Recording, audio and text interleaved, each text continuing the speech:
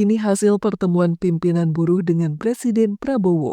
Senin siang di Jakarta, di Istana Kepresidenan, Presiden Prabowo Subianto bertemu para pimpinan Serikat Buruh. Mereka datang dengan wajah serius, membawa cerita dari lapangan, keresahan di kawasan industri, ketegangan yang masih terasa setelah serangkaian kericuhan beberapa hari terakhir. Para pimpinan buruh itu yakin Presiden Partai Buruh sekaligus Presiden Konfederasi Serikat Pekerja Indonesia atau KSPI, Said Iqbal, Presiden Konfederasi Serikat Pekerja Seluruh Indonesia atau KSPSI, Andi Gani Nenawea, dan Jumhur Hidayat, serta Presiden Konfederasi Serikat Buruh Seluruh Indonesia atau KSBSI, Eli Rosita Silaban. Andi Gani Nenawea dari KSPSI menjadi salah satu yang pertama berbicara. Ia menjelaskan, buruh tidak menginginkan kerusuhan. Justru, mereka memilih menjaga kawasan industri agar tetap aman. Kami instruksikan anggota untuk siaga 1, bukan untuk turun ke jalan, tapi untuk memastikan pabrik tidak diganggu perusuh, katanya di hadapan Presiden. Di sisi lain, Said Iqbal dari KSPI mengingatkan soal agenda besar yang belum terselesaikan. Ia menyebut 3 rancangan undang-undang yang harus segera dibahas DPR, RUU Ketenagakerjaan, RUU Perampasan Aset, dan RUU Pemilu Bersih. Menurutnya, itu bukan sekedar dokumen hukum, tetapi pintu perubahan bagi jutaan pekerja di negeri ini. Prabowo mendengarkan dengan tenang,